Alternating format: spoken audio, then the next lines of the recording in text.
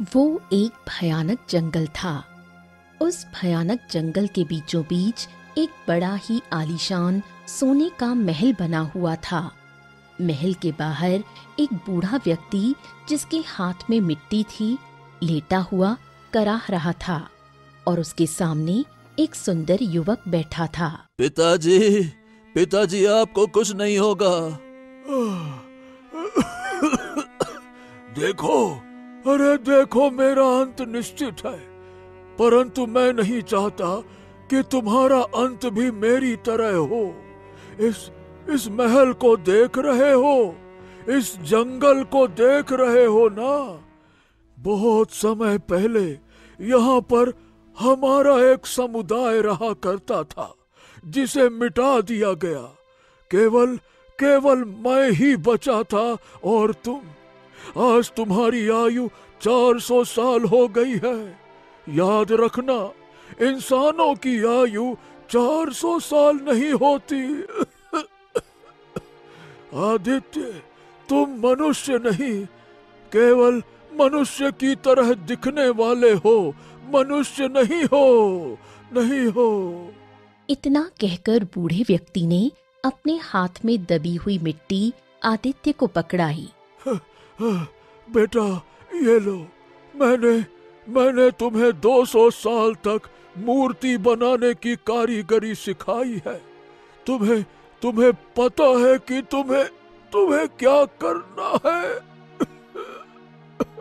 इतना कहकर वो बूढ़ा व्यक्ति दम तोड़ गया। तभी आकाश में काले बादल घिर आए। पिताजी, आप मुझे छोड़कर नहीं जा सकते। क्यों चले गए? क्यों? अब इस संसार में मैं अकेला ही बचा हूँ। परंतु पिताजी, आप चिंता मत कीजिए, आपका सपना सच होगा। वो वापस आएगी, वो जरूर वापस आएगी पिताजी, और फिर से हमारा समुदाय बसेगा। तभी तेज बारिश होने लगी।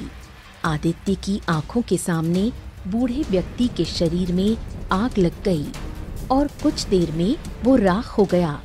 आदित्य कुछ देर उसे देखता रहा और फिर धीरे धीरे कदमों से महल के अंदर चला गया, जो पूरा सोने का बना हुआ था। मौसम बहुत खराब हो चुका था और तेज हवाएं चल रही थीं। तभी महल के राजगुरु राजा भैरव के पास पहुँचे। अरे, कितनी बार आपसे कह चुका हूँ महाराज कि किसी वैद्य से जड़ी बूटी लेकर अपना इलाज कराइए, परंतु आप है कि मानते ही नहीं हैं। राजगुरु, बुढ़ापे का कोई इलाज नहीं होता है, और यही तो जीवन का नियम है। जो आता है वो जाता है। अच्छा, जाइए, मेरे पुत्र वरुण को यहाँ बुलाइए, मुझे उससे बहुत जरूरी बात करनी है। राजगुरु तुरंत बाहर चले गए। राजा वरुण महल के गलियारे में खड़े थे। वरुण, तुम्हें बेटा महाराज ने अभी और इसी समय बुलाया है। वरुण तुरंत राजगुरु के साथ राजा भैरव के कक्ष में गया। क्या हुआ पिताजी? आपने मुझे अचानक क्यों बुलाया? राजा भैरव ने एक चांदी का कड़ा निकालकर वरुण को दिया। बेटा, कल से तुम इस राज्य के राजा घोषित हो जाओगे। क्या? ये आप क्या कह रहे हैं पिताजी? मैं तो अभी राज्य का कार्यभार संभालना भी नहीं चाहता। राजा आप हैं और आप ही रहेंगे, बस। नहीं वरुण, नहीं। समय आ गया है कि अब तुम्हें राजनीति संभाल लेनी चाहिए। अब मैं आराम करना चाहता हूँ। जो कड़ा मैं तुम्हें दे रहा हूँ, इसे अपने से कभी भी अलग मत करना। और याद रखना, ये कड़ा हमारी पीढ़ी दर पीढ़ी से चला आ रहा है। ये हमारी सुरक्षा करता है। हाँ पिताजी, मैं अपनी सुरक्षा स्वयं कर सकता हूँ। मुझे अपनी तलवार पर पूरा भरोसा है। मैं जानता हूँ, लेकिन परंपरा को निभाना तुम्हारा कर्तव्य है। महल को छोड़कर कहीं भी जाना हो तो इस कड़े को अपनी कलाई में पहनना नहीं भूलना, अन्यथा तुम बहुत बड़ी मुसीबत में फंस जाओगे। और मुसीबत में क्यों फंसोगे, इस बात की गहराई में मत जाना। राजा भैरव ने थोड़ी देर रुककर आगे कहा, कुछ दिन बाद राज दरबार में एक युवक तुमसे नौकरी मांगने के लिए आएगा, तुम्हारे अंगरक्षक के रूप में। तुम उसे नौकरी दे देना। क्या अंगरक्षक की नौकरी? कौन आएगा पिताजी? बेटा, तुम्हें याद होगा कुछ दिन पहले एक बलदेव नाम का एक बूढ़ा व्यक्ति सिपाही की तरह मेरे साथ चला करता था। वो उसका ही पुत्र है। बलदेव की पीढ़ियां हमारे पूर्वजों के अंगरक्षक की नौकरियां करती आई हैं। भविष्य में अगर ये कड़ा कहीं तुमसे गिर जाता है, खो जाता है, या तुम इसे पहनना भूल जाते हो, तो अपने अंगरक्षक पर भरोसा करना। इतना कहकर राजा भैरव ने अपनी आंखें बंद कर लीं। वरुण कड़ा लेकर सीधा अपनी पत्नी के कक्ष में चला गया। रानी नयनतारा, जो गर्भवती थी, मुस्कुराते हुए बोली, मैंने आपको आपके पिताजी के कक्ष में जाते हुए देखा।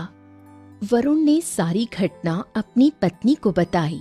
चलो अच्छा है, मैं आपको काफी समय से एक राजा के रूप में ही देखना चाहती थी। कल से आप इस राज्य के राजा बन जाएंगे। हाँ, वो सब तो सही है, लेकिन पिताजी की ना उटपटांग बातें मेरे दिमाग से बाहर ही नहीं जा रही हैं। जैसे कि ये कड़ा पहनकर ही बाहर निकलना, और कोई भी अगर नौकरी मांगने आए तो उसे अंगरक्षक की नौकरी दे देना। अब पिताजी के सामने तो मैं कुछ नहीं कह पाया, लेकिन मुझे अंगरक्षक की कोई आवश्यकता ही नहीं है। और अगर मुझे अंगरक्षक चुनना ही होगा तो मैं अपने अंगरक्षक का चुनाव स्वयं करूंगा ना, कि ऐसे ही कोई नौकरी मांगने आएगा तो उसे अंगरक्षक बना लूंगा। आपके पिताजी अगर कुछ कह रहे हैं तो वो कुछ सोच समझकर ही कह रहे होंगे। आपकी पीढ़ी में ऐसा ही होता आया है। हो सकता है कोई रहस्य हो जो आपको बताना नहीं चाह रहे हो। अरे नहीं भाई, ऐसा कोई खास नहीं है। अगर कोई रहस्य होता तो मेरी माँ मुझे जरूर बताती। चलो, अब तुम इस बारे में मत सोचो। राजा बनने के बाद मुझे क्या करना है और क्या नहीं, ये मैं तय करूंगा। नयनतारा कुछ नहीं बोली और चुप हो गई। कुछ समय ऐसे ही बीत गया। वरुण अब अपने राज्य का राजा घोषित हो चुका था। समय इसी तरह बीतता रहा। एक दिन वरुण राज दरबार में बैठा था कि तभी वहां पर अर्जुन नाम का एक युवक आया। महाराज की जय हो। महाराज, मैं बलदेव का पुत्र हूँ। मुझे आदेश मिला है कि मैं राजमहल जाकर आपसे मिलूं। ये सुनकर राजा वरुण चौंक गया। और ये आदेश तुम्हें किसने दिया? मेरी माँ ने। क्या कहा है उन्होंने? उन्होंने कहा है कि मुझे अंगरक्षक के रूप में जीवन भर आपकी सेवा करनी होगी। तो ठीक है, फिर तुम्हें तुम्हारी माँ को निराश होना पड़ेगा। मुझे अंगरक्षक के रूप में तुम्हें स्वीकार नहीं करना है। तुम जा सकते हो। ये सुनकर अर्जुन चौंक गया। लेकिन महाराज। लेकिन वेकिन कुछ नहीं। मैं अपने पिता की तरह नहीं हूँ। एक बार जो मैंने अपने मुंह से शब्द निकाल दिए तो वो वापस नहीं आ सकते। मेरे शब्द ही मेरा फैसला है। और मैंने तुमसे कहा कि मैं तुम्हें अंगरक्षक के रूप में नहीं रखूंगा तो नहीं रखूंगा, बस। ये सुनकर अर्जुन के माथे पर बल पड़ गए। तो महाराज, क्या ये आपका आखिरी फैसला है? मैंने कहा ना कि मेरे मुंह से निकले शब्द ही मेरा फैसला है। हाँ, ये मेरा आखिरी फैसला है, बस। तो फिर ठीक है। अगर कल को आपको मेरी जरूरत पड़ेगी तो मैं आपके पास नहीं आऊंगा। आपको स्वयं मेरे पास आना होगा और मदद के लिए गिड़गिड़ाना होगा। ये सुनकर वरुण सिंहासन से उठ गया। निकल जाओ यहाँ से, इससे पहले कि मैं तुम्हें धक्के मारकर बाहर निकाल दूं। अगर तुम्हारे पिता बलदेव हमारे पिता के अंगरक्षक नहीं होते और तुम्हारी पीढ़ियां हमारे पूर्वजों की सेवा नहीं करती, तो इस बदतमीजी के आरोप में मैं तुम्हें इसी वक्त मौत के घाट उतार देता। निकलो यहां से, बदतमीज कहीं के। पैर पटकते हुए अर्जुन वहां से चला गया। राजगुरु ये सब देख रहे थे। वो धीरे धीरे कदमों से वरुण के पास आए। अरे महाराज, ये आपने क्या किया? आपको अपने पिता को दिया हुआ वचन निभाना चाहिए था। आपको अर्जुन को इस तरह से अपमानित नहीं करना चाहिए था। बस इससे आगे मैं कुछ नहीं सुनना चाहता। मैं इस राज्य का राजा हूं। मैं अपनी मर्जी से राज करूंगा। किसे चुनना है और किसे नहीं चुनना है, ये मैं तय करूंगा। राजगुरु कुछ नहीं बोले। वरुण क्रोधित अवस्था में सीधा महल से बाहर बगीचे में टहलने लगा। तभी वहां पर एक बूढ़ा व्यक्ति कुछ लोगों के साथ आ गया। अरे मुखिया जी आप? दरअसल वो हरियापुर गांव का मुखिया था।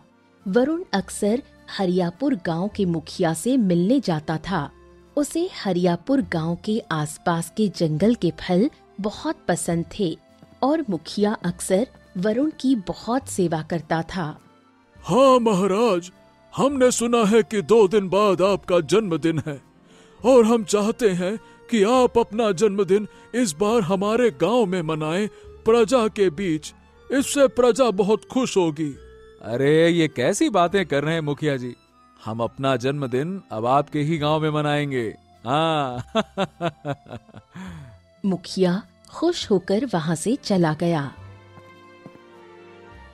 अगले दिन वरुण तैयार होकर घोड़े पर बैठने ही वाला था कि तभी उसकी पत्नी नयनतारा वहां आ गई। अरे नयनतारा, अरे भाई तुम गर्भवती हो, तुम्हें आराम करना चाहिए। कितनी बार कहा है कि महल की सीढ़ियां ज्यादा मत चढ़ा करो। चलो चलो, आराम से आराम से। नयनतारा ने कड़ा वरुण को देते हुए कहा, महाराज, आपके पिता ने आदेश दिया था कि महाराज बनने के बाद आप इस कड़े के बगैर कहीं ना जाएं। इस कड़े को तुम अपने पास ही संभाल कर रखो। महाराजा वरुण को इसकी कोई जरूरत नहीं है, समझ गई? रखो रखो रखो। इतना कहकर वरुण अपने घोड़े पर सवार हुआ और सीधा हरियापुर गांव की ओर निकल पड़ा। कुछ देर बाद वरुण कुछ सैनिकों के साथ हरियापुर गांव जा पहुंचा। वरुण को देखकर गांव में खुशी का माहौल व्याप्त हो गया। हाँ, ये हमारे गांव की ओर से आपके जन्मदिन के अवसर पर भेंट है, स्वीकार कीजिए। लीजिए लीजिए। ओहो मुखिया जी, इसकी क्या जरूरत थी? देखिए, अगर आप मुझे भेंट देना ही चाहते हैं तो बस मुझे अपने जंगल के कुछ फल दे देते, मेरे लिए वही काफी होता। हाँ महाराज, वो तो हम आपको वैसे ही देंगे और हम उन फलों को बकायदा सजा कर दरबार में पेश करेंगे। हाँ। वरुण खुश हो गया। तभी वहां पर एक नौजवान सुंदर युवक भीड़ को चीरता हुआ आ पहुंचा। अरे कौन हो तुम? मेरा नाम आदित्य है। मैं दूसरे राज्य का रहने वाला हूँ, परंतु मैंने सुना है कि जब से महाराज वरुण ने गद्दी संभाली है तब से प्रजा बहुत खुशहाल है और हर कोई महाराज की प्रशंसा करता है। ऐसे राजा को देखने के लिए मैं पहले राजमहल गया, परंतु वहां पता चला कि महाराज हरियापुर गांव पधारे हैं, इसीलिए मैं यहाँ आ गया। वाह, इसका मतलब हमारी प्रसिद्धि दिन ब दिन बढ़ती जा रही है। वरुण मजाकिया अंदाज में आदित्य की ओर देखकर बोला। हाँ, क्यों? दूसरे राज्य से हमसे मिलने आए हो? हमारे लिए कोई उपहार लाए हो कि नहीं? ये सुनकर आदित्य मुस्कुराने लगा। महाराज, मैं आपको एक ऐसा उपहार दे सकता हूँ जिसे देखकर आपका मन गदगद हो जाएगा और आप उसे छोड़कर किसी और को देखना भी पसंद नहीं करेंगे। हाँ। ये सुनकर वरुण चौंक गया। अरे वाह, फिर तो हमें ऐसा ही उपहार चाहिए। बताओ, कहाँ है वो उपहार? मैं एक मूर्तिकार हूँ। मैं आपको उपहार के स्वरूप में एक मूर्ति बनाकर देना चाहता हूँ। एक ऐसी सुंदर रानी की मूर्ति जिसे देखकर हर राजा अपना दिल हार बैठे। ये सुनकर राजा वरुण अचंभित रह गया। अरे वाह, तो ठीक है, फिर मूर्ति हमारे सामने ही बनाई जाए। आदित्य ने तुरंत मूर्ति बनाने का सामान एकत्रित किया। उसने मिट्टी को पानी में गूंधा, उसे चाक पर चढ़ाया, हाथों से आकार दिया, फिर बारीक औजारों से नक्श उकेरे। उसके बाद मिट्टी को सुखाकर सुनहरे रंग से सजाया। कुछ देर में आदित्य ने एक अत्यंत सुंदर रानी की मूर्ति तैयार कर दी। राजा वरुण ने मूर्ति को देखा तो आश्चर्य से भर गया। वाह वाह वाह वाह वाह, वाकई वाकई अद्भुत। इतनी सुंदर स्त्री की मूर्ति मैंने अपने जीवन में कभी नहीं देखी। तुम्हारा उपहार हमें बहुत पसंद आया। इतना कहकर राजा वरुण ने मुद्राओं से भरी पोटली उठाई और आदित्य की ओर बढ़ा। ये लो अपना इनाम लो। महाराज, उपहार का कोई इनाम नहीं लिया जाता। यह तो मेरी तरफ से आपके जन्मदिन पर एक छोटा सा तोहफा है। आपके चेहरे की खुशी ही मेरा इनाम है। इतना कहकर आदित्य वहां से चला गया। बड़ा ही विचित्र लड़का था ये मुखिया जी। कुछ देर बाद राजा वरुण मूर्ति को लेकर महल वापस आ गया और अपने कक्ष में रखकर उसे निहारने लगा। तभी वहां उसकी पत्नी रानी नयनतारा आ गई। ये तो किसी सुंदर रानी की मूर्ति लगती है। ये आपने कहाँ से खरीदी? अरे खरीदी नहीं है नयनतारा, एक नौजवान ने मेरे जन्मदिन पर यह मूर्ति भेंट की है। ये सुनकर नयनतारा कुछ देर के लिए गंभीर हो गई। वो आपके राज्य का नहीं था, दूसरे राज्य का था। केवल आपसे मिलने आया और मूर्ति देकर चला गया और आपसे कोई इनाम भी नहीं लिया। ये कुछ समझ में नहीं आया। अरे ये सब छोड़ो, तुम तो ये देखो। वाह वाह वाह वाह, कितनी सुंदर रानी है। ऐसा लग रहा है कि बस इसे देखते जाओ, देखते जाओ, देखते जाओ। आपको इस तरह की बातें शोभा नहीं देती, क्योंकि आप शादीशुदा हैं और मेरे गर्भ में आपका बच्चा पल रहा है। मगर राजा वरुण ने कोई जवाब नहीं दिया, बस मूर्ति को निहारता रहा। नयनतारा गुस्से में वहां से चली गई। सुबह जब नयनतारा की आंख खुली तो उसने देखा कि राजा वरुण अभी भी मूर्ति को निहार रहा था। कल से देख रही हूँ, जब से आप ये मूर्ति लाए हो तब से इस पर से आपकी नजर हट ही नहीं रही। हाँ, न जाने क्यों मुझे ऐसा लग रहा है नयनतारा कि जैसे मैं इस मूर्ति को देखता ही रहूं। अब जाओ तुम, मुझे परेशान मत करो। नयनतारा क्रोधित होकर वहां से चली गई। समय बीतता गया और राजा वरुण मूर्ति के सम्मोहन में पूरी तरह डूब गया। उसने राज दरबार में बैठना भी बंद कर दिया। अब वो दिन रात सिर्फ उसी सुंदर रानी की प्रतिमा को निहारता रहता। राजा वरुण की गैर मौजूदगी ने राज्य में कई सवाल खड़े कर दिए। अरे आखिरकार महाराज को हो क्या गया है? जब से उनका जन्मदिन बीता है वो राज दरबार में नहीं आए। उनकी अनुपस्थिति दरबार में कई सवाल खड़े कर रही है। नयनतारा ने सारी घटना राजगुरु को बताई। क्या बात कर रही? आप सच कह रही हैं? हाँ, यही सच है। महाराज वरुण का मूर्ति को देखने का अंदाज ऐसा था मानो वो उसके सम्मोहन में फंस गए हों। वरना मैं महाराज वरुण को जानता हूँ। हल्की सी आहट पर भी वो एकदम चौकन्ने हो जाते हैं, चौंक जाते हैं। लेकिन मैं कब कक्ष में गया और कब बाहर आ गया उन्हें पता ही नहीं चला।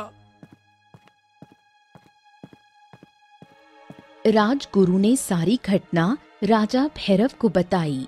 क्या वरुण ने हाथ में कड़ा पहना है या नहीं? नहीं महाराज, मैंने देखा था। जब वो महल से बाहर गए थे तब भी उन्होंने वो कड़ा नहीं पहना था। ये सुनकर राजा भैरव तुरंत उठ खड़ा हुआ। ओहो, हमें जल्दी से उनकी पत्नी के पास ले चलो। राजा भैरव राजगुरु के साथ रानी नयनतारा के पास जा पहुँचे। नयनतारा, क्या वरुण बिना कड़ा पहने अपने जन्मदिन के अवसर पर गांव चला गया था? मैंने उन्हें कहा था, लेकिन आप तो जानते हैं वो कितने जिद्दी हैं। नहीं माने और कड़ा मुझे वापस देकर चले गए। राजा भैरव ने गंभीरता से राजगुरु की ओर देखा। लेकिन वो अपने अंगरक्षक को तो साथ ले गया होगा ना? क्षमा कीजिए महाराज, राजा बनने के कुछ दिन बाद अर्जुन नाम का एक व्यक्ति जो बलदेव का पुत्र था राज दरबार में आया था, मगर महाराज वरुण ने उसे अपमानित करके राज दरबार से निकाल दिया। राजा भैरव ने अपना सिर पकड़ लिया। ओह, वरुण ने भी गजब कर दिया। अरे पता नहीं उसकी गलती की सजा उसे किस तरह से भुगतनी पड़ेगी। चलो मैं वरुण से बात करता हूँ। राजा भैरव नैनतारा और राजगुरु को लेकर राजा वरुण के कक्ष में जा पहुँचे। वरुण, अरे वरुण, आखिरकार ये क्या लगा रखा है तुमने? हमारे किसी भी आदेश का पालन नहीं किया, ना तो कड़ा पहनने का आदेश, ना अंग रक्षक रखने का आदेश, और जब से ये मूर्ति लेकर आए हो तब से इसमें ही खोए रहते हो। राज्य का कार्य क्या होता है तुम भूल गए हो? तभी रंग बिरंगी किरणें मूर्ति से निकलने लगीं और वो एक सुंदर स्त्री में परिवर्तित हो गई। नामुमकिन, नामुमकिन, नामुमकिन, नामुमकिन! अरे चंद्रलेखा का अंत तो बरसों पहले हो गया था। लेकिन अब वापस आ गई हूँ उस वंश का नाश करने के लिए जिसने मुझे वर्षों पहले गहरी नींद में सुला दिया था। अगले ही पल चंद्रलेखा का चेहरा भयानक हो गया। उसने अपने नुकीले पंजे नैनतारा के पेट में घोंप दिए।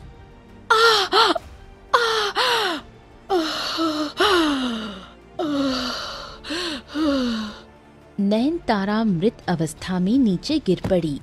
इससे पहले कि राजा भैरव कुछ समझ पाते, चंद्रलेखा ने उनके गले पर पंजे गाड़ दिए और उनका सिर धड़ से अलग कर दिया। ये देख राजगुरु बेहोश हो गए। उसी समय वरुण की आंखों के आगे अंधेरा छा गया और वो भी बेहोश होकर गिर पड़ा। चंद्रलेखा काले धुएं में बदलकर वहां से गायब हो गई। मुखिया खेत में बैठा काली घटाओं को देख रहा था। हाँ, लगता है कि आज बहुत भयंकर बारिश होगी। तभी बारिश शुरू हो गई और अगले ही पल उसके सामने सुंदर स्त्री के रूप में चंद्रलेखा प्रकट हो गई।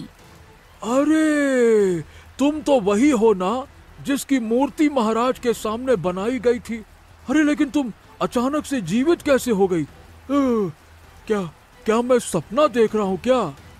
ये सपना नहीं, हकीकत है। तेरा खून पीकर मुझे अब शक्ति मिलेगी। आज से मेरा शक्तिशाली बनने का सफर और बदला लेने का समय शुरू होता है। इतना कहकर चंद्रलेखा ने अपने नुकीले दांत मुखिया की गर्दन में गाड़ दिए। मुखिया दर्दनाक चीख के साथ मृत अवस्था में गिर पड़ा। चंद्रलेखा रंग बिरंगी किरणों में बदलकर वहां से गायब हो गई। वरुण और राजगुरु को जैसे ही होश आया, वरुण ने अपनी आंखों के सामने अपनी मृत पत्नी और पिता का कटा हुआ सिर देखा। ये सब कैसे हुआ? ये सब कैसे हुआ? राजकुमार, ये सब तुम्हारी वजह से हुआ। तुम्हारी पत्नी मारी गई, तुम्हारे पिता की मेरी आंखों के सामने हत्या हुई, वो मूर्ति वास्तविक रूप में बदल गई। अरे कौन सी मूर्ति? वही जो 1 महीने पहले तुम लेकर आए थे।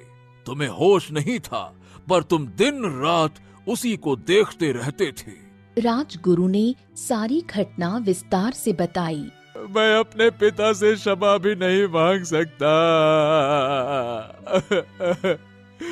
काश मैंने उनके आदेश का पालन किया होता तो मेरी पत्नी और मेरे बच्चे दोनों बच जाते। वो मूर्ति आदित्य नाम के एक युवक ने बनाई थी। अरे वो कहाँ का था, कहाँ चला गया, उसे ढूंढो।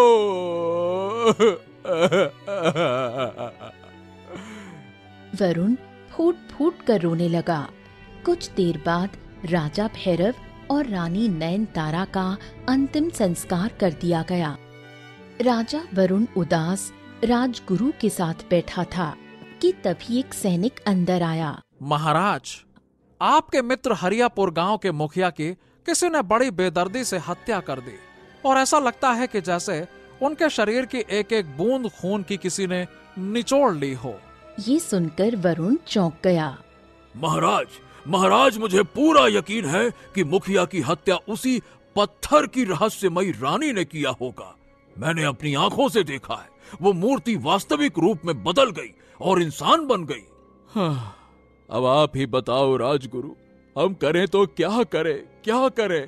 राजगुरु ने गंभीर स्वर में कहा, महाराज, आपके पिता राजा भैरव ने आपसे कहा था कि अगर आप किसी वजह से कड़ा पहनना भूल जाए तो अपने अंग रक्षक पर भरोसा करें। अब बस केवल वही आपको मुसीबत से निकाल सकता है। उनकी बातों में एक रहस्य छिपा था और मुझे लगता है कि अर्जुन को अपमानित करके दरबार से आपको नहीं निकालना चाहिए था। राजा वरुण उठकर खड़े हो गए। हाँ, आप सही कह रहे हैं राजगुरु। अब मुझे अपनी गलती का एहसास हो रहा है और इसी गलती की वजह से मैंने 3 लोगों को खो दिया, अपने पिता, अपनी पत्नी और अपने उस पुत्र को जो बेचारा जन्म भी नहीं ले सका। एक काम करो, अर्जुन को तुरंत दरबार में बुलाओ। राजगुरु ने सैनिक को आदेश दिया। सैनिकों, जाओ, अर्जुन को कहीं से भी ढूंढ कर लाओ। वही बलदेव का पुत्र जो राजा भैरव के अंगरक्षक थे। जाओ। जी महाराज, मैं उनका पता जानता हूँ। सैनिक घोड़े पर सवार होकर जंगल की सीमा तक पहुंचा और वहां बनी एक झोपड़ी में दाखिल हुआ, जहां अर्जुन अपनी मां के साथ बातचीत कर रहा था। अर्जुन, महाराज वरुण से जुड़ी सारी घटना तुम्हें बताने आया हूँ और महाराज ने तुम्हें तुरंत बुलावा भेजा है।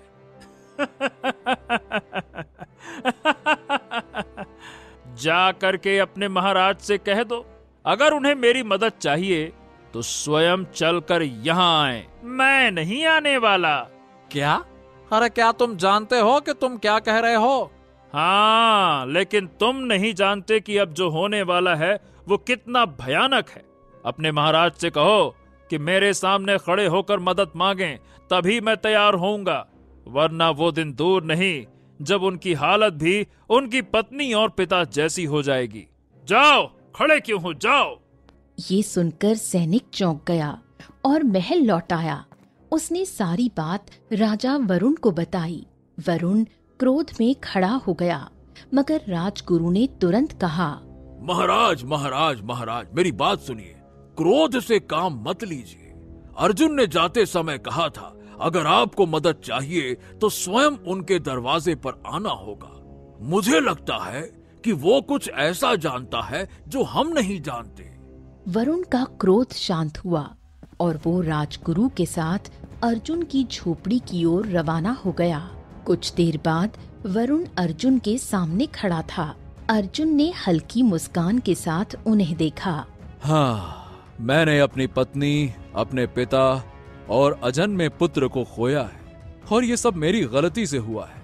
राजगुरु कहते हैं ये पत्थर की बनी रहस्यमयी रानी का काम है। देखो, मुझे तुम्हारी मदद चाहिए। अगर तुम्हें चाहिए कि मैं तुम्हारे सामने नाक रगड़ूं तो ठीक, मैं तैयार हूं नाक रगड़ने के लिए। बोलो कहाँ रगड़ना है। वरुण की आंखों में आंसू आ गए। बस बस बस बस महाराज, जब आपने मुझे अपमानित किया था मैं क्रोधित था, लेकिन आज मैं आपकी पीड़ा समझ रहा हूँ। चिंता मत कीजिए, जिसने आपके परिवार को मारा है मैं उसे अपनी आंखों के सामने समाप्त करूंगा। निश्चिंत रहें आप। हाँ, लेकिन आखिरकार ये सब कुछ क्या हो रहा है? शायद आपके पिता ने वो कहानी आपसे छिपाई थी। बरसों पहले आपके राज्य में पिशाचों का राज था। रात के वक्त वो पिशाच तालाब से निकलकर राज्य में तबाही मचाते थे। उनकी एक रानी थी चंद्रलेखा। हाँ, जब वो मूर्ति जीवित हुई थी तो उसने अपना नाम चंद्रलेखा ही बताया था। और कहते हैं कि पिशाचों की आयु हजारों वर्ष वाली होती थी। आपके पूर्वजों ने एक तपस्वी महाराज को बुलाया।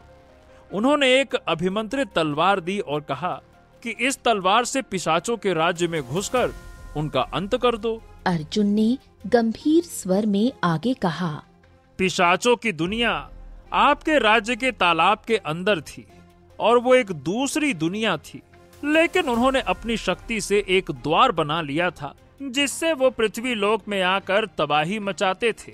कुछ देर के लिए सन्नाटा छा गया। अर्जुन ने फिर बोलना शुरू किया, आपके पूर्वजों का उस समय एक अंगरक्षक था जो मेरे पूर्वजों में से एक था। आपके पूर्वजों ने वही तलवार मेरे पूर्वजों को दे दी। वो अंगरक्षक तालाब के अंदर पिशाचों की दुनिया में घुस गया और उसने सभी पिशाचों का अंत कर दिया। चंद्रलेखा पिशाचिनी भी मारी गई, मगर उनमें से 2 पिशाच बच निकले। बहुत खोजा गया परंतु वो नहीं मिले। अर्जुन की आंखों में दृढ़ता थी। साधु महाराज ने कहा था कि पिशाचों की उम्र बड़ी लंबी होती है। वो चंद्रलेखा को दोबारा जीवित करने का प्रयास करेंगे और आपके वंश से बदला लेने आएंगे। उनके जादू में कोई ना फंसे, इसीलिए साधु महाराज ने एक अभिमंत्रित कड़ा आपके पूर्वजों को दिया। ये पीढ़ी दर पीढ़ी आपके परिवार में चलता आया और तब से हमारे पूर्वज अंगरक्षक के रूप में आपके वंश की रक्षा करते आए हैं। हो, और फिर क्या? मुझे यकीन है कि बच निकले पिशाचों में से एक ने अपने जादू से आपके सामने चंद्रलेखा की मूर्ति बनाई और उसे जीवित कर दिया। मुखिया की हत्या इस बात का प्रमाण है कि वो अपनी शक्ति वापस पाना चाहता है। उसका अंत जरूरी है महाराज। वो आपके वंश को खत्म करने लौटी है और अगर उसे नहीं रोका गया तो वो पूरे राज्य में खून की तबाही मचा देगी। तो ये बताओ उसका अंत कैसे किया जाए? अर्जुन ने अपनी तलवार निकाल ली। यही वो तलवार है जो पीढ़ी दर पीढ़ी हमारे खानदान में चली आ रही है। मेरे पिता बलदेव के पास भी यही तलवार थी जब वो आपके पिता के अंगरक्षक थे। मैं भी यही तलवार लेकर दरबार आया था, मगर आपने मेरी बात सुने बिना ही मुझे बाहर निकाल दिया। राजा वरुण की आंखें भीग गईं। काश मैं तुम्हारी बात सुन लेता तो क्या कहूँ। ठीक, बताओ। अब जो हो गया सो हो गया, उसे बदला नहीं जा सकता, मगर जो होने वाला है उसे रोका जा सकता है। चलिए, मैं आपको उस तालाब तक ले चलता हूँ। चलिए। कुछ देर बाद वो एक काले पानी वाले तालाब के पास पहुँच गए। बाप रे, इस तालाब का पानी तो बिल्कुल काला है। हाँ, ये उन पिशाचों के पापों का असर है। अर्जुन ने वरुण का हाथ पकड़ा और दोनों तालाब में कूद गए। पल भर में वो एक भयानक जंगल में खड़े थे, जहाँ सामने सोने का एक विशाल महल था। वो महल में घुसकर राज दरबार में पहुँच गए, जहाँ चंद्रलेखा सिंहासन पर बैठी थी और उसके पास आदित्य था। हाँ, यही है आदित्य, यही है आदित्य। इसी ने मेरे सामने मूर्ति बनाई थी। मैं ही वो पत्थर की रानी हूँ और मूर्ख, अब तुम मेरी दुनिया में आ गए हो। यहाँ मुझे कोई नहीं हरा सकता। लेकिन मैं हार नहीं सकता। तलवार देखकर चंद्रलेखा सहम गई। आदित्य, ये वही तलवार है जिसने हमारे वंश का अंत किया था। तुमने इसे चुराया क्यों नहीं? मुझे तो लगा था कि वरुण ने अपने अंगरक्षक को निकाल दिया है। मूर्ख, इस तलवार से हम नहीं बच सकते, भागो। मगर इससे पहले कि वो गायब होते, अर्जुन ने तलवार आगे कर दी। उससे निकली बिजली सीधी चंद्रलेखा और आदित्य पर गिरी। पल भर में उनके शरीर जलकर राख हो गए। अगले ही पल अर्जुन और वरुण तालाब के बाहर थे। अब तालाब का पानी स्वच्छ हो चुका था। तो महाराज, अब पिशाचों का पूरी तरह से अंत हो चुका है। तो आज से तुम मेरे अंगरक्षक रहोगे। लेकिन खतरा तो टल चुका है महाराज। फिर भी अब मैं अपने वंश की परंपरा निभाऊंगा, उसे आगे बढ़ाऊंगा। तो दोस्तों, कहानी कैसी लगी कमेंट बॉक्स में जरूर बताइए। चैनल को जरूर सब्सक्राइब कीजिए।